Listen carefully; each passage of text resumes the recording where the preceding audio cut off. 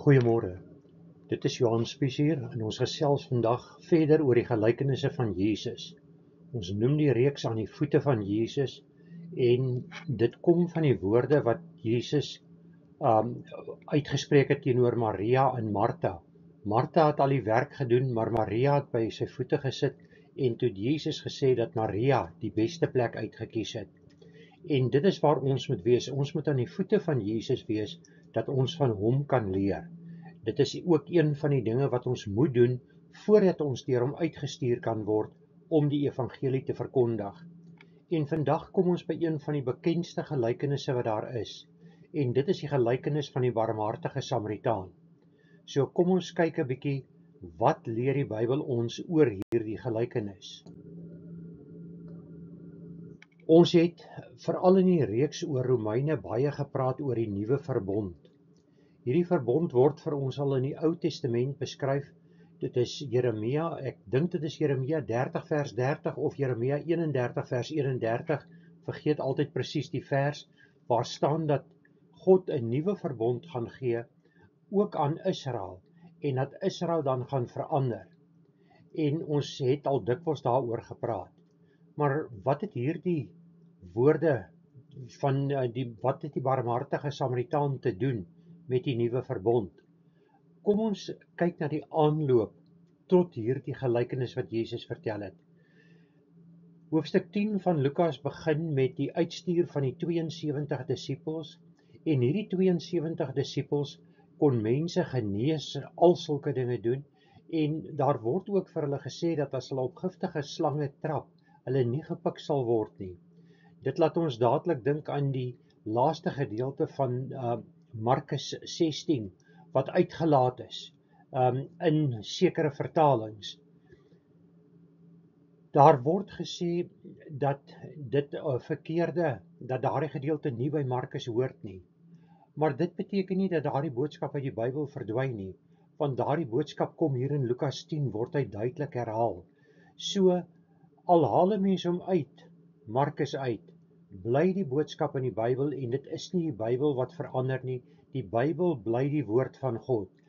Klein veranderinge, goed wat rondgeskei word en so, het nie 'n invloed op jou saligheid nie, en hierdie is een van daardie gevalle. Maar kom ons lees saam Lukas 10 vanaf vers 25 tot 27. En daar het 'n sekere wetgeleerde opgestaan wat hom versoek het, deur te sê: Meester, wat moet ek doen om die ewige lewe te beerwe? En hy, dit is Jesus, antwoord hom: Wat is in die wet geskrywe? Hoe lees jy? En die skrifgeleerde antwoord en sê: Jy moet die Here jou God lief hê uit jou hele hart en uit jou hele siel en uit jou hele krag en uit jou hele verstand, en jou naaste soos jouself. Hier het ons nou weer 'n geval, dit is 'n wetgeleerde wat opgestaan het. Dit is iemand wat onderrig is in die skrif, in die Torah van daardie tyd, met ander woorde die 5 wetboeke wat ons die Pentateeg noem. Hy weet presies wat daarin staan, en nou probeer hy Jesus vasvra hieroor. Daar was 'n ewige stryd tussen die Fariseërs en die Sadduseërs. Die Sadduseërs het nie geglo dat daar lewe na die dood is nie, dat daar weer 'n opstanding is nie, terwyl die Fariseërs dit wel geglo het. So hy begin deur te vra, wat moet ek doen om die ewige lewe te beerwe? En Jesus antwoord hom in die taal wat hy ken, want hy weet dat hierdie persoon die wet ken. Wat is in die wet geskryf? En hierdie sin, hoe lees jy? Dit is eintlik 'n swak vertaling wat ons in Afrikaans kry. Die regte betekenis uit die Grieks is: hoe lees jy die wet? Wat sê die wet oor hoe jy moet leef om die ewige lewe te bekom? En nou antwoord hierdie wetsgeleerde en hy sê: jy moet die Here jou God lief hê uit jou hele hart en uit jou hele siel en uit jou hele krag en uit jou hele verstand, en jou naaste soos jouself. So haal hy hierdie woorde aan wat ons in Matteus lees, wat Jesus met die bergpredikasie gegee het, toe Jesus die verkorte weergawe van die 10 gebooie gegee het, dat jy eerstens God moet lief hê en tweedens jou naaste soos jouself, en dat al die wette aan hierdie 2 gekoppel is en van hierdie 2 afhang. Kom ons gaan terug en kyk waar lees ons hierdie woorde vir die eerste keer. Deuteronomium 6 vers 5, met ander woorde in die Joodse Torah, in die Pentateeg is hierdie woorde reeds aangeteken. Daarom moet jy die Here jou God lief hê met jou hele hart en met jou hele siel en met al jou krag. Met ander woorde, die Jode het van die vroegste tyd af hierdie boodskap gehad dat jy God moet lief hê. En die Jode het nie daarby gebly nie. Die Jode was onder die ou verbond, soos ons al gesê het. Die nuwe verbond is die liefdesverbond, maar hierdie ou verbond, of die nuwe verbond is reeds in die ou tyd aan die Jode gegee. Maar hulle het nie aanvaar wat in hulle eie boek geskryf is nie. Hulle het nie besef wat dit beteken, dat jy die Here jou God moet lief hê met jou hele hart, jou hele siel en al jou krag nie. Kyk net hoeveel keer het hulle weggedwaal van dit wat God gesê het hulle moet doen. En dit is waarmee ons hier te doen het. Die Joodse volk het hulle eintlik weggekeer van God af, van die vroegste tye af. Ons praat in die reeks oor wie die waarheid van God nie lief het nie, dat die mensdom glo, of van die mense glo, dat God het Israel vervang met die kerk in sy beloftes.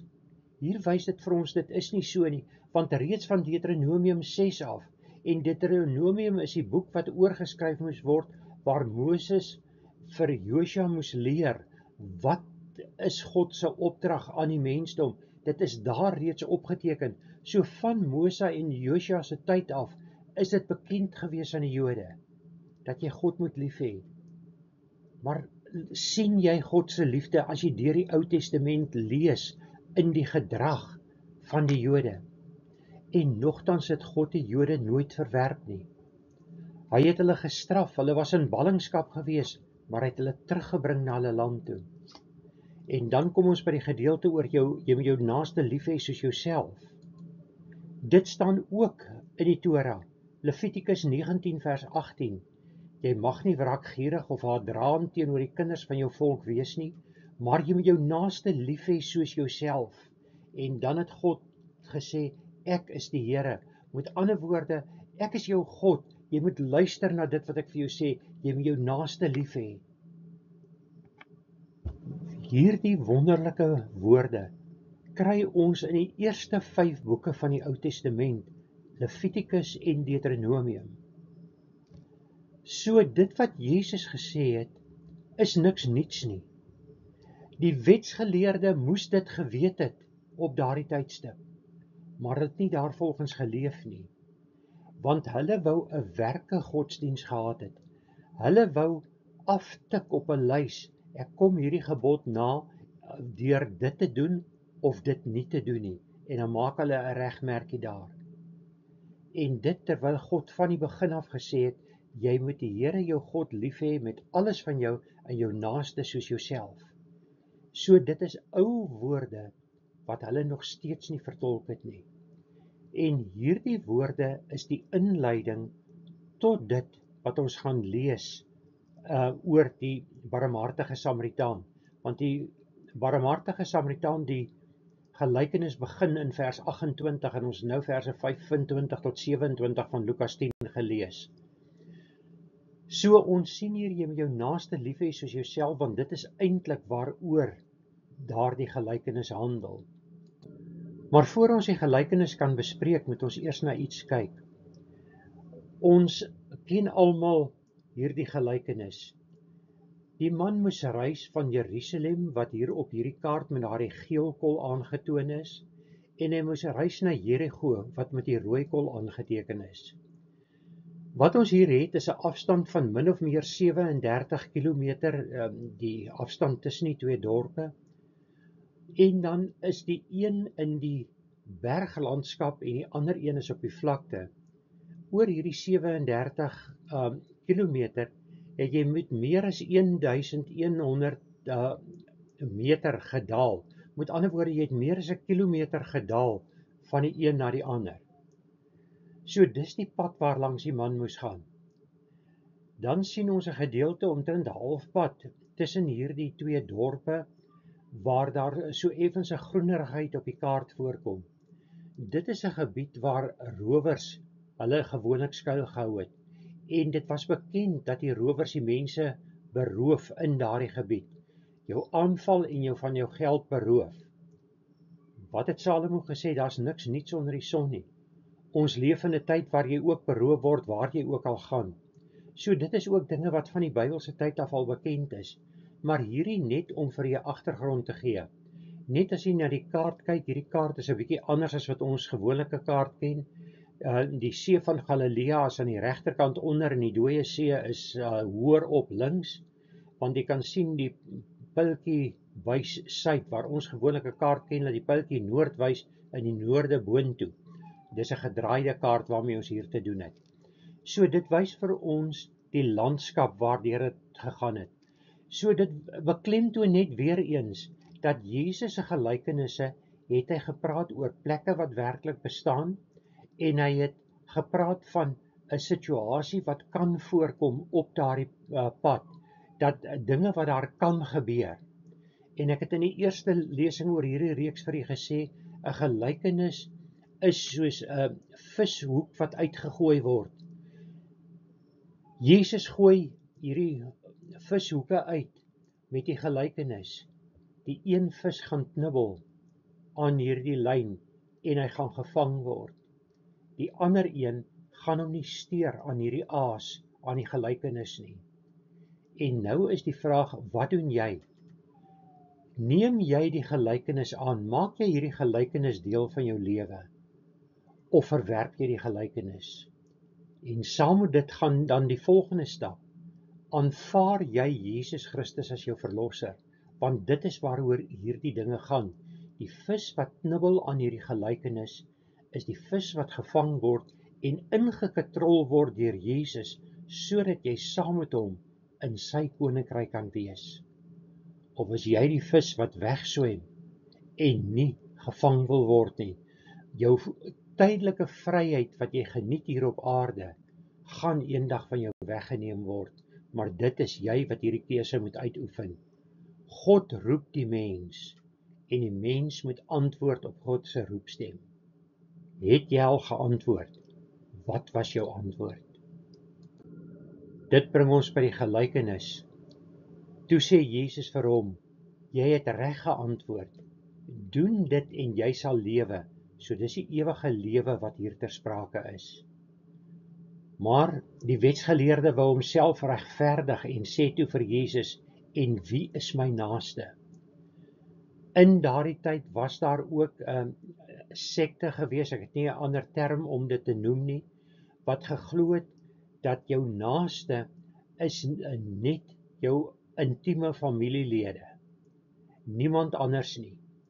En dit is hoekom hy hierdie vraag bybring. En dit is nou waar Jesus hom antwoord. En kom ons gaan terug. Wat is die twee groot gebooie?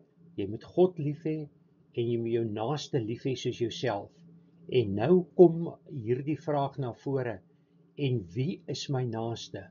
En kom ons kyk hoe antwoord Jesus hom. Hy antwoord hom deur hierdie gelykenis. En Jesus antwoord en sê, 'n sekere man het afgegaan van Jerusalem na Jerigo en onder rowers verval. En nadat hulle hom uitgetrek en geslaan het, gaan hulle weg en laat hom half dood lê. En bygeval het 'n priester met daardie pad afgekom, en toe hy hom sien, gaan hy ander kant verby. En net so het ook 'n leviet by die plek gekom en hom gesien en ander kant verbygegaan. Wat het ons hier?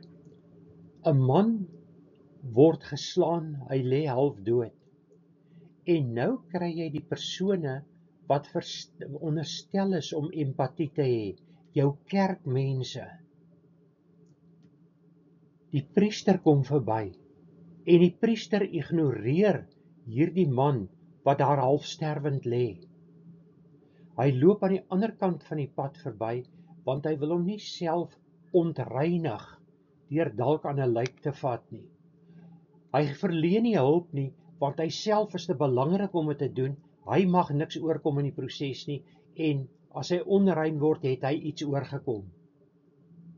So sy posisie in die lewe maak dat hy hom nie aan ander mense wil steur en hy wil niks vir ander doen nie.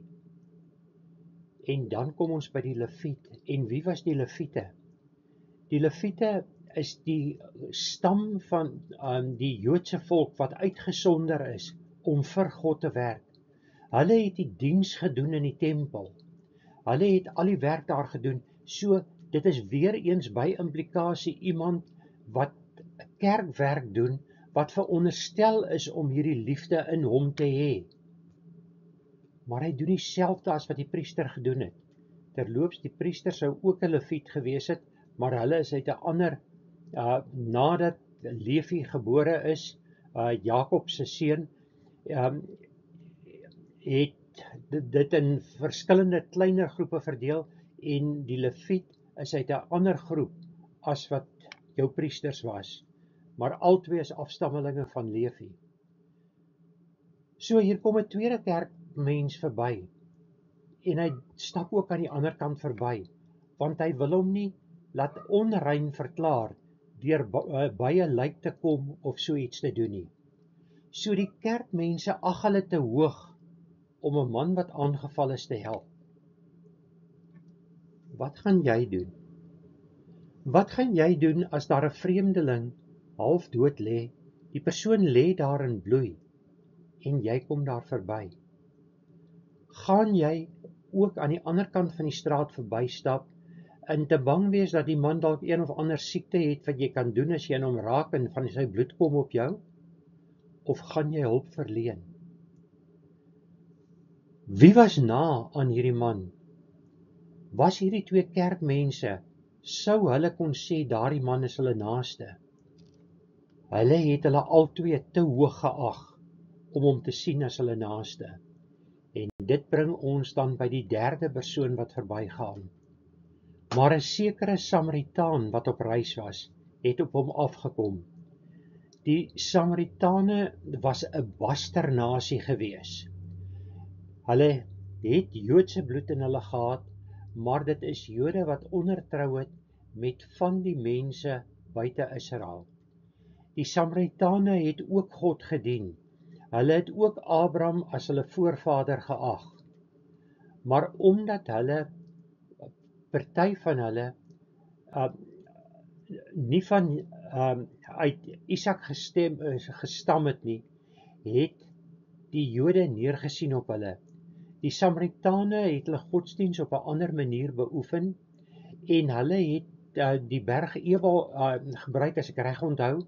Hulle het nie waar die tempelberg is, hulle het nie Sion gebruik as hulle berg van aanbidding nie. So, dit was 'n bastervolk gewees, wat verag was deur die Jode.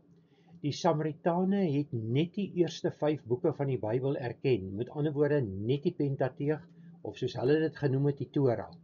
Dis al wat hulle erken het, en hulle daarvolgens geleef, met ander woorde, dis ook op die wette. Nou kom hier die Samaritaan verby, en hy kom op hierdie sterwende man af. So die Samaritaan het op hom afgekom, en toe hy hom sien, het hy innig jammer gevoel, en na hom gegaan, en sy wonde verbind, en olie en wyn daarop gegooi. In daardie dae was daar nie antibiotika nie. Jy het nie iets soos Dettol of so gehad wat jy op die wond kon gooi nie. Hulle het olyfolie opgegooi, en dit dan met wyn gewas, en die alkohol in die wyn het die wond basies skoon gemaak, dat dit nie septies geword het nie. So hy doen wat hy kan, en hy verbind hierdie wonde. Maar hy gaan nog verder as dit. Hierdie Samaritaan laai toe hierdie gewonde man, om dit so te stel, hy laai hom op sy eie pakdier, en neem hom na 'n herberg, en sorg vir hom. Sien u die verskil in die handeling? Die kerkmense stap by die man verby, en hier kom 'n vreemdeling op wie almal neersien, maar hierdie vreemdeling toon die barmhartigheid. Hierdie vreemdeling het empatie met hom. Het ek en jy empatie met die mense? En hier praat ons nou oor 'n baie moeilike ding. Dit is verskriklik moeilik om te onderskei wie hulp nodig het en wie op jou gevoel probeer speel. Ons kry so dikwels mense wat by verkeersligte staan en bedel. En baie van hulle bedel om geld te kry om dwelmmiddels te koop. En selfs as jy vir hulle kos gee, verkwansel hulle die kos om geld te kry om drank of dwelmmiddels te koop. Is dit reg om daardie persoon so te help? Dit help nie dat jy vir so 'n persoon nie geld gee nie, want daardie persoon gaan dit uitmors om verder in sy verslawing in te gaan. Jy help so 'n persoon van die wal in die sloot. En ek dink dis een van die moeilikste dinge in ons tyd om te weet wie om te help en wie om nie te help nie. Daarom moet ons eintlik elke dag vir God vra dat die Heilige Gees ons daarvan bewus moet maak van wie daardie dag oor ons wegkom wat ons hulp nodig het en wie probeer voorgee dat hulle hulp nodig het om van ons iets te bekom waarmee hulle afhanklikheid kan voed. So, ek kan nie 'n maklike antwoord gee van wie is jou naaste nie. Maar as ons hierdie innige jammergevoel vir mense het, dan moet ons eintlik net 'n oomblik stil staan en kyk hoe tree daardie mense op. In hierdie geval sou dit nie gewerk het nie, want die man lê daar, hy's half doodgeslaan. Maar as persone na jou kom en hulle vertel vir jou hierdie soetsappige storie, kan jy hulle glo of nie? Jy is nie in staat om daardie oordeel te vel nie. Dit is waarom jy vir God moet vra, is dit 'n persoon wat U oor my weggestuur het dat ek hierdie persoon moet help? Ek het reeds vir u gesê, ek dink hierdie is een van die moeilikste dinge in ons tyd, want ons leef in 'n tyd waarop mense daarop uit is om jou uit te byt as jy erken dat jy 'n Christen is. En dan kan hulle hierdie liefdesgebod oproep en sê, maar as jy 'n Christen is, dan moet jy my lief hê en jy moet vir my gee wat ek wil hê. Daarom moet jy weer die vrugte inspekteer wees en jy moet dieper probeer kyk. Maar die belangrikste is om te vra dat die Heilige Gees jou sal help, dat jy weet vir wie jy kan help en moet help en vir wie nie. Dan die laaste paar verse. Daai Samaritaan was nie tevrede dat hy net die man tot by die herberg gehelp het nie. Toe die Samaritaan die volgende môre weggaan, haal hy 2 muntstukke, dis eintlik muntstukke wat in die oorspronklike vertaling staan, uit sy sak en gee dit aan die eienaar van die herberg en sê vir hom, sorg vir hom en enige onkoste wat jy nog meer mag hê, soos hy langer daar moet bly en daar's meer geld nodig, sal ek jou betaal as ek terugkom. Wie van hierdie 3 dink jy was die naaste van hom wat onder die rowers verval het? En dit is die vraag waarmee God ook na ons toe kom. Wie is ons naaste? En hierdie teks is ongelooflik baie misbruik in baie kerke om sekere politieke standpunte te probeer deurdruk. Dit is nie waaroor dit gaan nie. Jy moet vir God vra om vir jou die onderskeidingsvermoë te gee om te sien wie jou naaste is. En jy moet jou naaste help.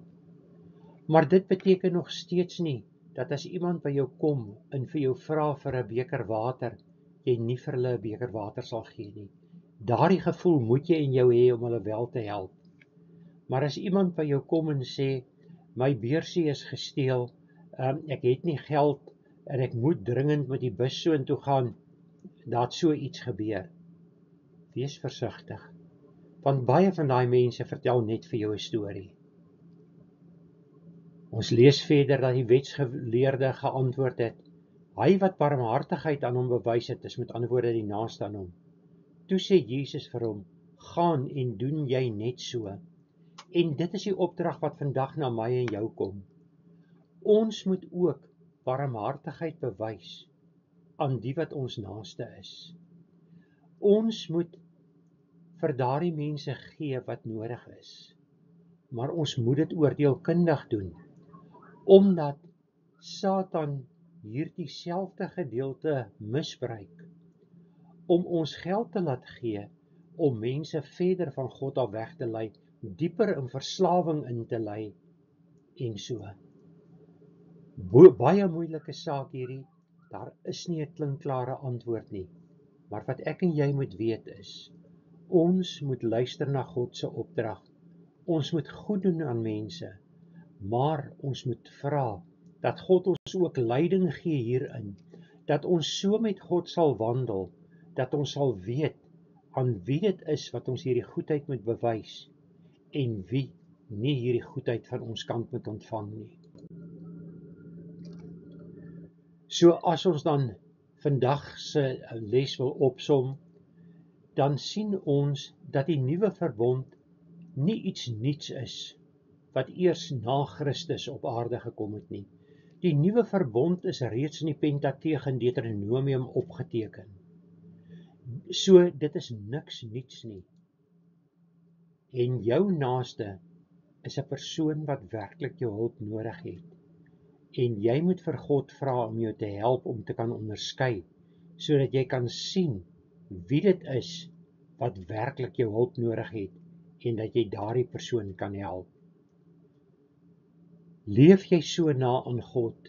Is jy so bewus van die Heilige Gees wat voortdurend met jou praat, dat jy hierdie onderskeid kan tref? Here, ons kom vandag na U en ons bely aan U ons skuld. Here, hoe dikwels betoon ons nie aan ons naaste dit wat ons moet nie. Maar Here, hoe dikwels het ons nie ook al vir iemand wat ons bedrieg, gegee wat ons eintlik aan ons naaste moes gegee het nie. Here, openbaar in elkeen van ons wie dit is wat U na ons stuur om van ons hulp te kry. Help U ons dat ons sulke mense wel sal help. Wees U met ons in al hierdie dinge wat ons doen. Lei ons in hierdie week wat voorlê, behoed en bewaar ons, en wees U met elkeen van ons. Ek vra dit om Christus ontwil alleen. Amen.